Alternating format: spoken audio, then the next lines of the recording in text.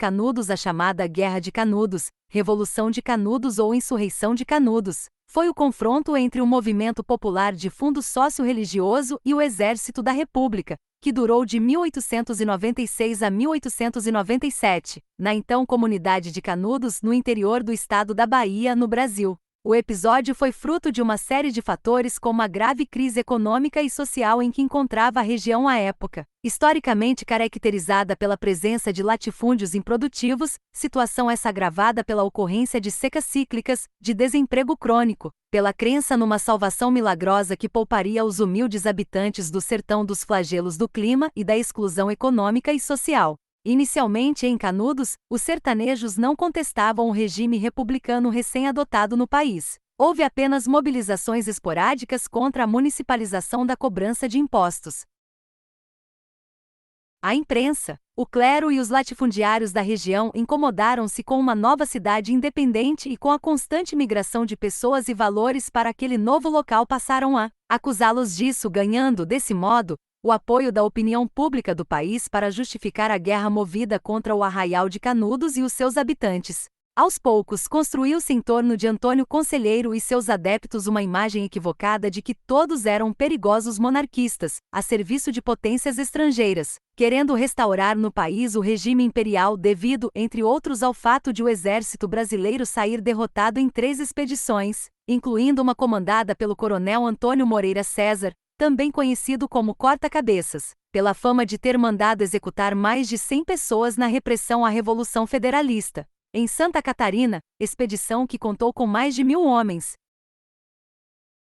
A derrota das tropas do exército nas primeiras expedições contra o povoado apavorou o país, e deu legitimidade para a perpetração deste massacre que culminou com a morte de mais de 6.000 sertanejos. Todas as casas foram queimadas e destruídas. Os cangaceiros. O cangaço foi um fenômeno ocorrido no Nordeste brasileiro de meados do século XIX ao início do século XX. O cangaço tem suas origens em questões sociais e fundiárias do Nordeste brasileiro, caracterizando-se por ações violentas de grupos ou indivíduos isolados. Assaltavam fazendas, sequestravam coronéis, grandes fazendeiros e saqueavam comboios e armazéns. Não tinham moradia fixa, viviam perambulando pelo sertão, praticando tais crimes, fugindo e se escondendo. Evoquemos aqui brevemente o movimento de Canudos, com o qual se chocou a República recém-instalada, dominada pela figura carismática de Antônio Vicente Mendes Maciel, conhecido como Antônio Conselheiro, Santo Antônio dos Mares, Santo Antônio Aparecido ou Bom Jesus Conselheiro. No dia 13 de junho de 1893, Antônio Conselheiro e seus fiéis instalaram-se em Canudos, em plena caatinga do sertão baiano, nas margens do rio Vazabarris. Essa localidade, cercada de colinas, foi rebatizada de Belo Monte. Pouco a pouco a povoação organizou-se, desenvolveu-se economicamente e acolheu milhares de fiéis, fala-se em 25.000, com um número considerável de ex-escravos. Canudos tornou-se a localidade mais importante da Bahia depois da capital, mas também um lugar onde se implantou um sistema de autonomia econômica e de vida comunitária que mantinha, ao mesmo tempo, relações comerciais com as demais comunidades dos arredores. A constituição de uma milícia chamada Guarda Católica mostra como era importante defender e reivindicar essa terra prometida, apropriada pela comunidade. Em 2 anos, os proprietários rurais da região tinham perdido grande parte de sua mão de obra, que se instalou em Canudos. Para as elites políticas republicanas, a existência dessa comunidade contrariava os projetos de modernização e unificação nacional, e revelava as diferenças profundas que existiam entre 2 mundos e 2 culturas estranhos uns aos outros, os do sertão e os do litoral. Para a nascente república, somente a erradicação desse movimento de contestação permitiria instalar a autoridade pública nessa região considerada arcaica por suas elites. O que deveria ser uma luta do Brasil republicano contra uma seita político-religiosa, converteu-se na luta fratricida mais terrível que o Brasil jamais conhecera. A Guerra de Canudos começa em novembro de 1896. Foram necessárias 4 expedições militares que reuniram no final contingentes de soldados e de oficiais de todos os estados do Brasil para erradicar esse movimento. Ninguém teria imaginado a força de convicção e o ardor guerreiro dos fiéis de Antônio Conselheiro. Os combates foram terríveis. Os soldados que chegaram a esses territórios desconhecidos e hostis, mal equipados, ignorando totalmente um meio que eram incapazes de dominar, falando o tempo todo de sua volta ao Brasil quando os combates terminassem, perpetraram atrocidades proporcionais à singularidade do inimigo sertanejo. Era preciso apagar, principalmente, todo o traço físico e material dessa comunidade. Ou melhor, voltar a se apropriar dessa terra que, aos olhos da República, tinha sido usurpada. De Canudos não deveriam restar nem cidade, nem locais simbólicos, nem combatentes. Canudos caiu no dia 5 de outubro de 1897, mas não se rendeu, e no dia 6 suas 5.200 casas estavam arrasadas.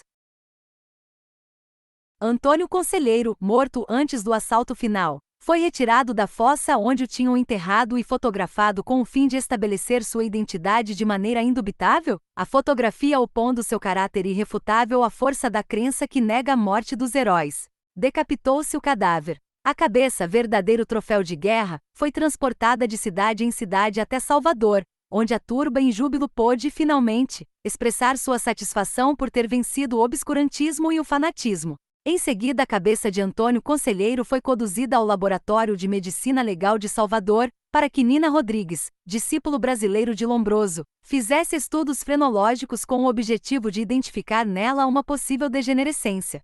Essa providência prenuncia o destino do cadáver de Lampião. Ao evocar a Guerra de Canudos e a erradicação do movimento chefiado por Antônio Conselheiro, seus contemporâneos utilizam frequentemente a noção de desequilíbrio.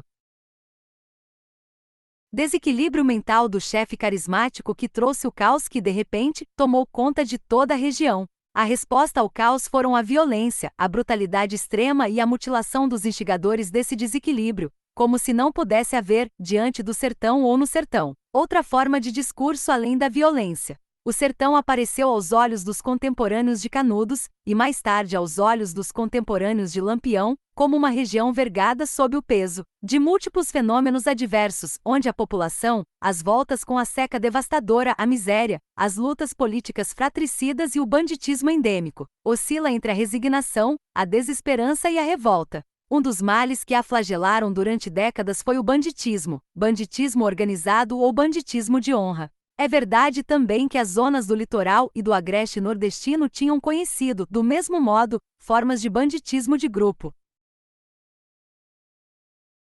Durante todo o período da colonização holandesa no Nordeste, menciona-se a presença de grupos de bandidos formados por desertores estrangeiros, por escravos fugitivos e por brasileiros. Alguns chefes de bando eram holandeses, como o célebre Abraham Platman, originário de Dordrecht, ou Hans Nicolai, que aterrorizou a Paraíba à frente de 30 homens. Tanto os escritos eruditos como os populares citam o célebre José Gomes, alcunhado, o Cabeleira, originário de Pernambuco, que disseminou o terror na segunda metade do século XVIII e foi enforcado no Recife em praça pública. Quando a zona litorânea do Nordeste se estruturou, instalou-se um sistema administrativo repressivo. O banditismo retornou a essa região para ganhar o sertão, onde se desenvolveu aquilo que, a partir da segunda metade do século XIX, haveria de converter-se no cangaço. Na realidade, não se sabe ao certo como nasceu o cangaço. As informações colhidas em inúmeras obras que se debruçaram sobre essa forma de banditismo não se referem a fontes históricas irrefutáveis. Ainda que a sociedade sertaneja funcione baseada principalmente na comunicação oral, existem documentos que na maior parte são judiciários, registros de reclamações, autos de ocorrência recolhidos por magistrados ou textos de julgamentos. Há também certidões de estado civil, como também documentos relacionados com heranças e vendas de terras. Mas os autores que trataram do cangaço deram pouca importância a esses documentos. Privilegiaram os testemunhos verbais, as narrativas e tudo o que diz respeito à chamada cultura popular, da qual a literatura de cordel faz parte, como se o sertão não pudesse possuir vestígios escritos de sua própria história. Além disso, até um período recente poucos historiadores brasileiros estudaram essa região. A história do Nordeste é quase que exclusivamente a história do litoral do Nordeste. Etimologicamente, a palavra cangaço viria de canga, jugo, e designaria, no falar sertanejo, segundo nos diz Franklin Távora em sua obra O Cabeleira, escrita em 1876, o complexo das armas que costumam trazer os malfeitores. O assassino foi debaixo do seu cangaço, dizem os habitantes do Sertão 6. Para Gustavo Barroso, o bandoleiro antigo sobrecarregava-se de armas, trazendo o bacamarte passado sobre os ombros como uma canga. Andava debaixo do cangaço 7? Segundo Jean Orechioni, os documentos mais antigos que fazem referência ao termo cangaceiro datam aproximadamente de 1870. Trata-se das cenas populares de Juvenal Galeno, obra publicada em Fortaleza em 1871, e do trecho de um célebre desafio, considerado histórico, que opôs Romano Caluete a Inácio da Catinguera em Patos, na Paraíba. Um trecho desse desafio, no qual aparece o termo cangaceiro, foi transcrito por Rodrigues de Carvalho em sua obra Cancioneiro do Norte, publicada em 1903. Jean Orechioni cita também a obra Sertanejos e Cangaceiros, publicada em 1934. Seu autor, Abelardo Parreira, originário do Alto Sertão de Pernambuco, afirma, sem indicar os documentos que lhe serviram de fundamento, que já em 1844 havia grupos de homens armados, usando o nome de cangaceiros, espécie de milícias privadas encarregadas por seus protetores e mandantes de expulsar certas tribos indígenas. Finalmente, a obra Dona Guedinha do Poço de Oliveira Paiva, cuja ação se desenrola no Ceará em meados do século XIX, faz alusão à boa velha lei dos cangaceiros. 8. Para Jean Orechioni, a extraordinária preocupação com o realismo que demonstra o tempo todo o romancista Oliveira Paiva, nesta narração detalhada de um caso de adultério e de assassinato que ficou célebre em Quixeramobim, torna pouco improvável aos nossos olhos um anacronismo de linguagem. Pensamos, pelo contrário, que se um dos personagens fala por volta de 1850, da velha lei dos cangaceiros, é que, na verdade, poderíamos falar na época nesses mesmos termos. 9. É no início do século XX que, em algumas obras, o termo cangaço define não apenas o conjunto de armas e de atributos guerreiros exibidos por um bandido do sertão, mas também um modo de vida, uma forma particular de existência. O cangaceiro torna-se então aquele que vive no cangaço e pelo cangaço. Para Gustavo Barroso, escritor originário do sertão e estabelecido na região litorânea, o cangaceiro do norte é selvático e feroz, sofrendo de um descalabro nervoso, produto da ancestralidade e do cruzamento étnico. Cangaceiro é homem que vive debaixo do cangaço. O cangaço não é somente na linguagem sertaneja, o armamento do bandoleiro, é também o seu modo de vida nômade, desregrado e sanguinário. O termo cangaceiro estende-se a todas as modalidades do criminoso nos sertões. É o salteador, o sequaz de atrabiliário e cruel dono de fazenda, de ignorante e perverso chefete político, um criminoso perseguido pela justiça, muitas vezes vítima da exacerbação de odios políticos, que vive pelos matos às ocultas, exercendo vinganças, cometendo desatinos, matando inimigos descuidosos nas largas estradas solitárias. Muitos autores relacionam o desenvolvimento epidêmico do cangaço com os períodos de seca que, debilitando significativamente os potentados locais, deixavam o campo livre para o banditismo e para as manifestações espontâneas de revolta e fanatismo religioso. A seca de 1877 a 1879 ocorreu após mais de 30 anos de chuvas regulares que permitiram ao sertão desenvolver-se de maneira considerável. 3 anos de seca bastaram para destruir a vida econômica de uma parte do sertão, provocando a morte de cerca de 300 mil pessoas e forçando milhares de sertanejos a abandonar a região. Foi então que os grupos de cangaceiros se teriam multiplicado, colocando em perigo a propriedade e os bens dos próprios sertanejos. Os senhores rurais e suas milícias, que até então constituíam um obstáculo ao desenvolvimento epidêmico dos bandos independentes, não puderam assegurar a própria proteção nem a dos sertanejos. Para Frederico Pernambucano de Melo, foi certamente essa grande seca que rompeu o equilíbrio precário que existia entre a população e os cangaceiros. A seca de 1877 a 1879, talvez a maior de todos os tempos, representa momentos bem eloquentes no demonstrar esse jogo de substituição momentânea do banditismo endêmico pelo epidêmico mais desabrido, a suscitar empenhos de governo igualmente especiais, em consequência do forte alarido do povo, multiplicado pela imprensa. Na fala com que encerrou a primeira sessão e abriu a segunda da legislatura da Assembleia Geral do Brasil do ano de 1879, lamentava o imperador a quebra, em alguns lugares, da segurança individual e da propriedade. As causas notórias, dizia ele aos parlamentares, por mais de uma vez trazidas ao vosso conhecimento, acresceram outras provenientes da calamidade da seca e consequente mudança da condição e hábitos da população.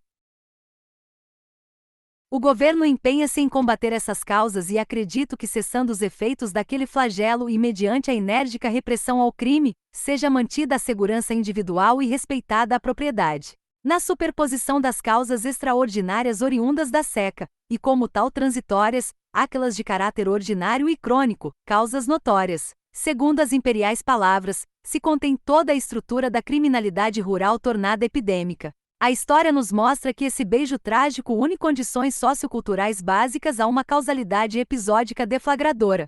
A fixidez das primeiras, opondo-se à mutabilidade da segunda, que tanto pode ser uma como agitação política ou qualquer outra convulsão socialmente traumática responsável pelo afrouxamento das estruturas sociais e consequente inibição do aparelho repressor. Não esquecer o importante indicador representado pela quebra nesses momentos do compromisso tácito de coexistência entre o homem do sertão e o cangaceiro e 11.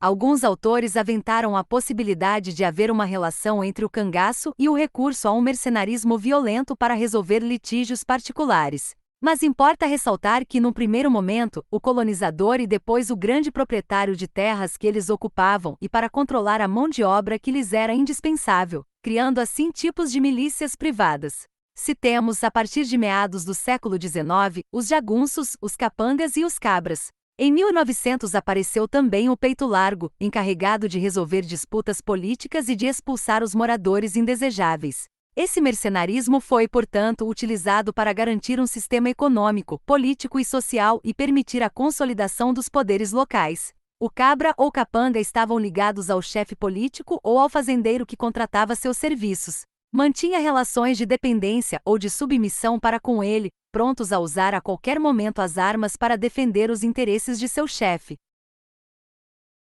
O jagunço era um mercenário isolado que oferecia seus serviços a quem lhe pagasse mais. Os comportamentos às vezes criminosos do cabra ou do capanga dependiam da situação do chefe ao qual eles pertenciam. Se esse chefe não estava envolvido nas lutas políticas ou conflitos locais, o cabra ou capanga cuidavam da propriedade de seu chefe ou propunham seus serviços para diversas tarefas pacíficas, permanecendo sempre disponíveis para um conflito armado. O jagunço, ao contrário, era um profissional que escolhera a luta armada como modo de vida e não desejava fazer outra coisa. Para o jagunço, a noção de chefe não tinha a mesma conotação pessoal que para o cabra. A maioria dos autores concorda em ver no cangaço uma forma de banditismo de honra.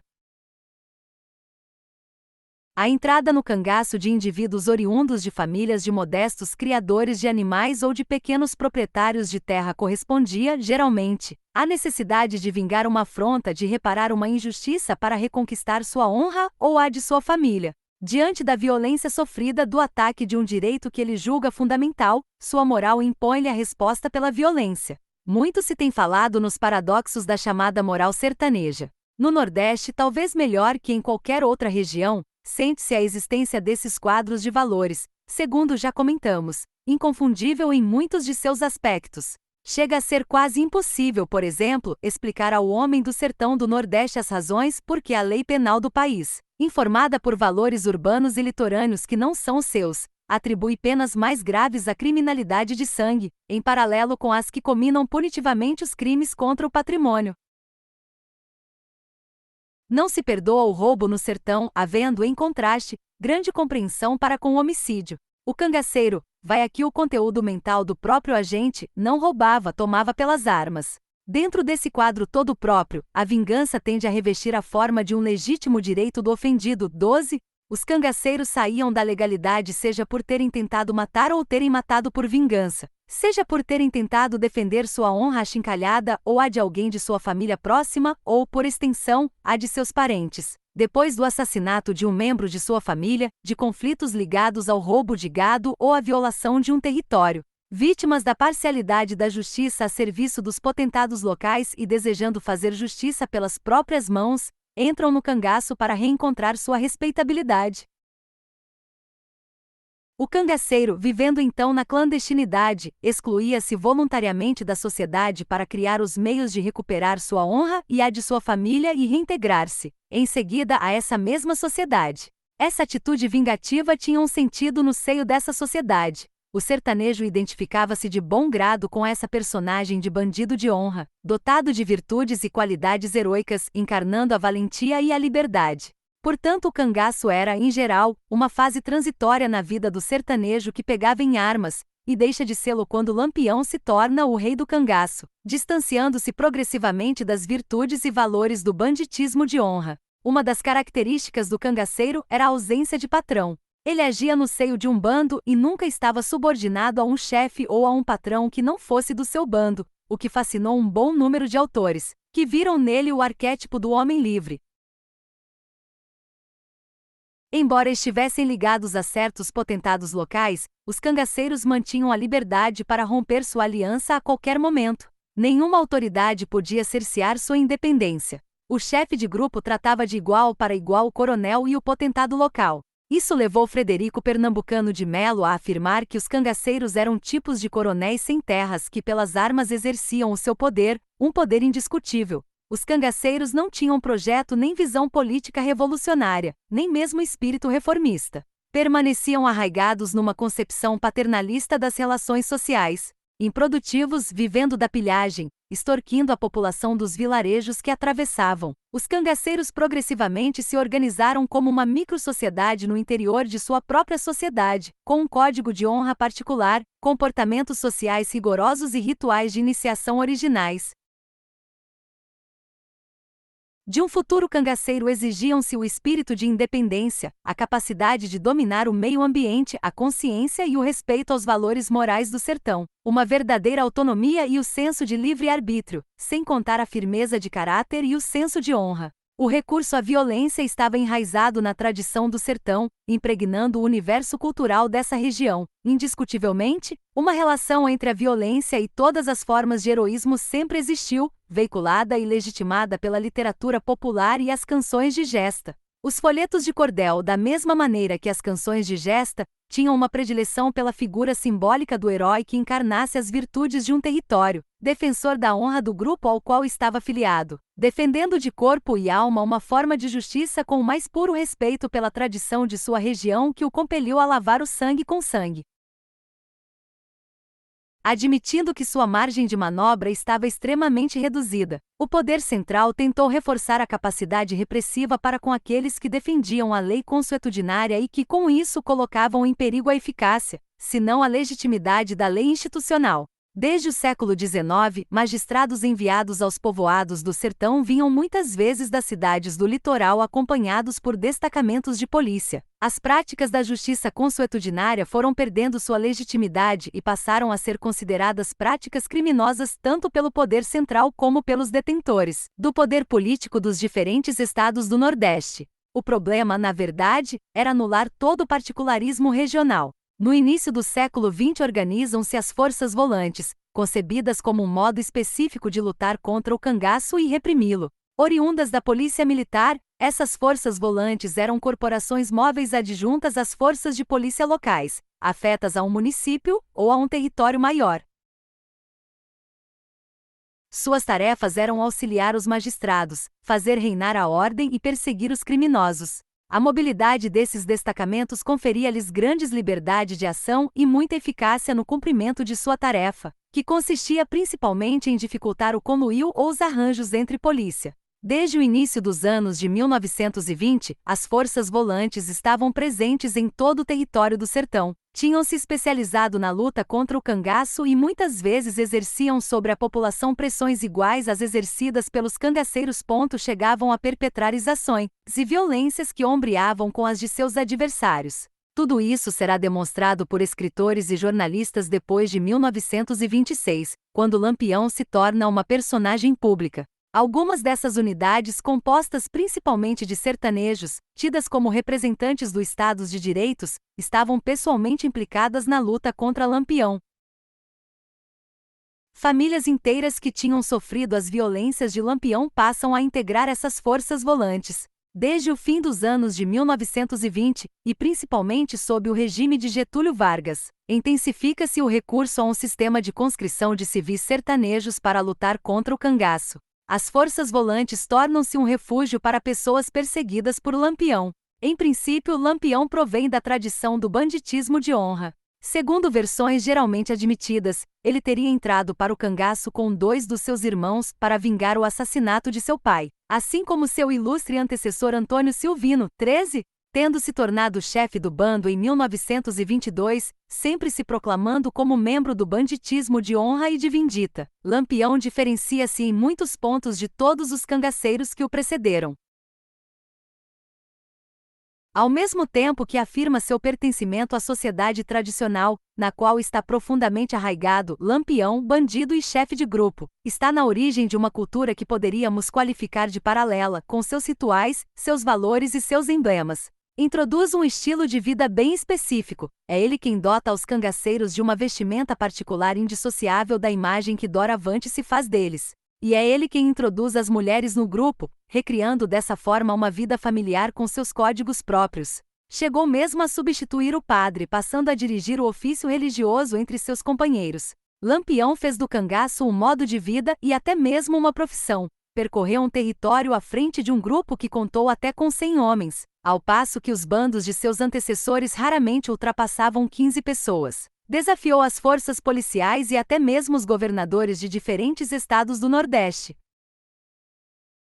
Enquanto seus antecessores percorriam uma região limitada do sertão, à procura de inimigos, Lampião se afirma como o rei do cangaço, o senhor absoluto do sertão, procurando assegurar o domínio sobre uma vasta zona e sua população. Lampião distinguiu-se de seus antecessores sobretudo por ter sido o primeiro a preocupar-se com sua imagem e empenhar-se em difundi-la. Depois que se tornou uma personagem pública, foi o herói de numerosos poemas de cordel, de toda uma gesta que evocava sua entrada para o cangaço, os momentos importantes de sua vida, seus atos de bravura, seu destino excepcional e trágico, espécie de voz popular que o acompanha e o inscreve em uma tradição épica própria do sertão. Ele não é o primeiro cangaceiro a ser objeto de tal heroicização na literatura de cordel e nas canções de gesta. Antônio Silvino, seu ilustre predecessor, também foi cantado em inúmeros poemas.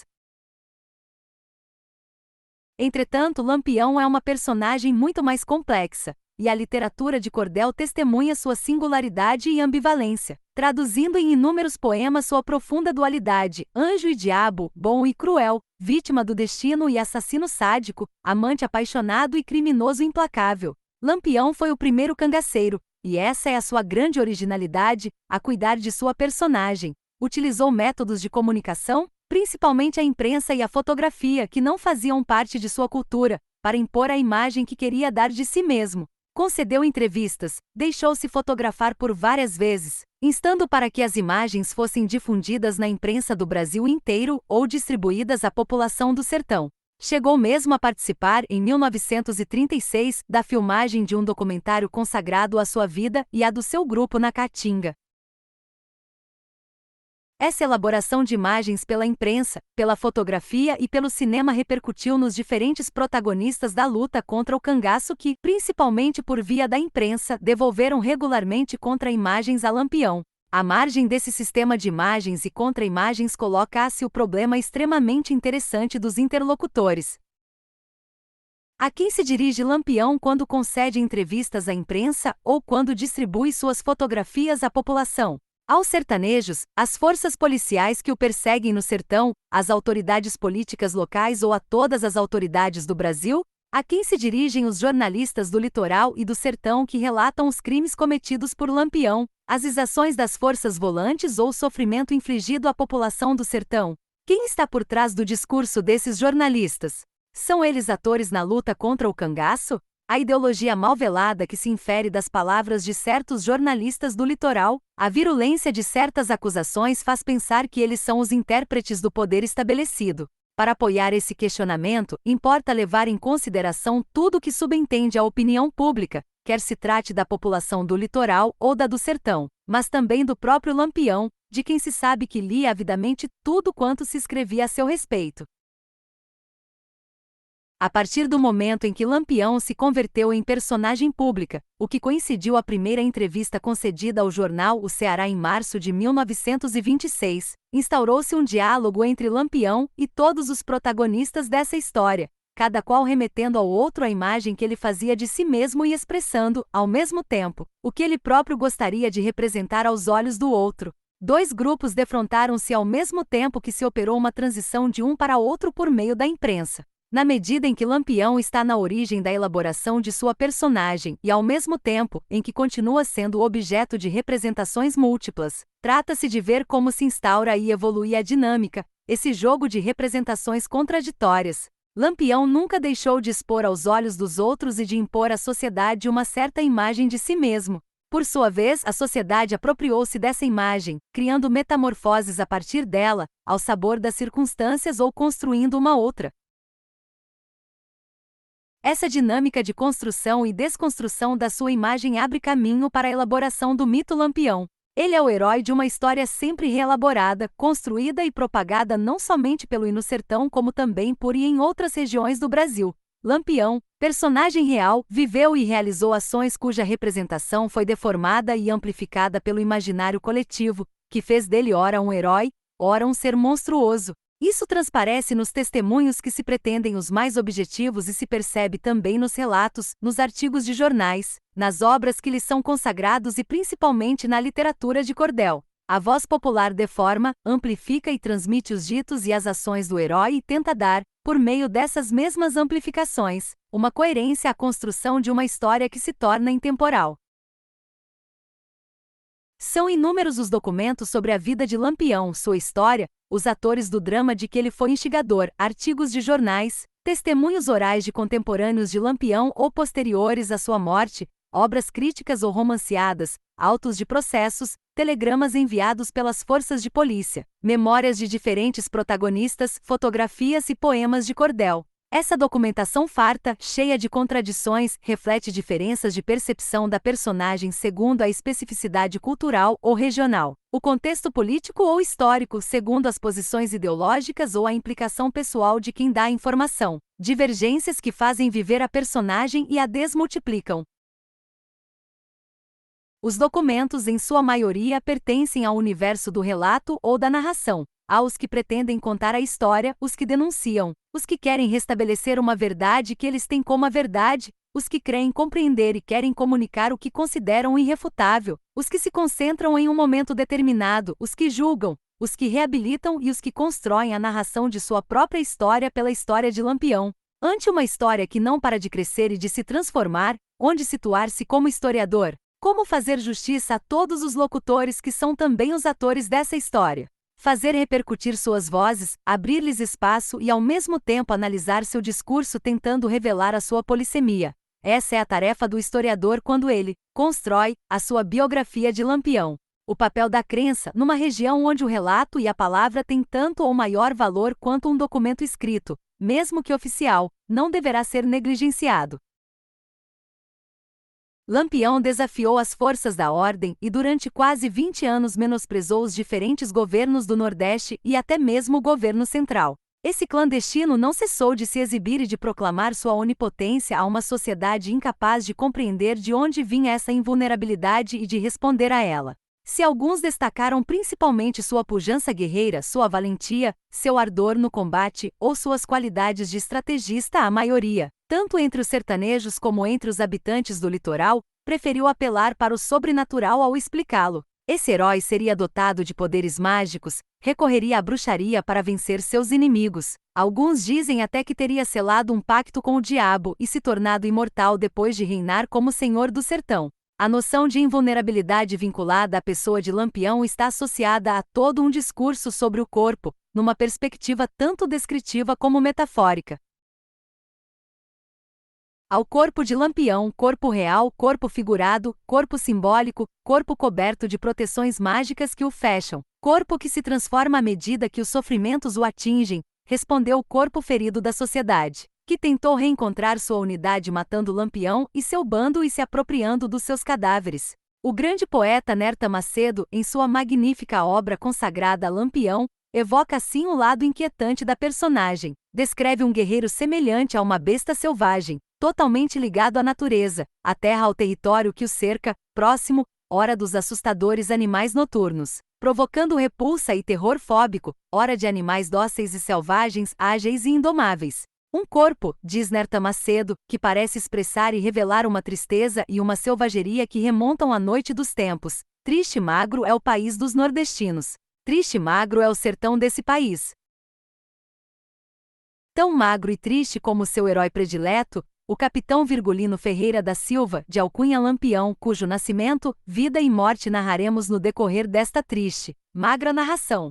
Esmalhado douro nas teias do azul, era o capitão Virgulino espesso, profundo, luminoso. Movia-se como uma aranha, voava como um morcego, pulava como um cabrito. Nas caminhadas era lento, cauto, destro. Ósseas articulações, cartilagens, glenas encouradas, tanto se assemelhava a um novilho arisco e curtido como a uma serpente faminta, enrodilhada na pedra. Quem o visse gelava. Mais ainda depois da morte do irmão Antônio, quando abandonou os cabelos ao crescimento e as unhas se lhe tornaram garras recurvas, aduncando-se como bicos numerosos, de aves esfaimadas. As mãos impressionavam, dirá mais tarde, um cronista, que ouvia dos raros que testemunharam a sua presença, passando-lhe rente a sombra, esguia e triste. Como ele, eram também elas escuras, espessas, profundas, da escuridão da pedra dos fundos das cacimbas enlodadas. Era isto sim, da cor da dureza do bronze. Semeara-o a mão de Deus nesses campos de abandono e tristeza incomensurável vazia. Semente da noite a germinar no fundo da terra, e rebentando ante um sol imenso e luminoso quando o dia se fez. Garrancho que se levanta em forma de tíbia, fêmur, macérrimo osso, nos cerrados amplíssimos.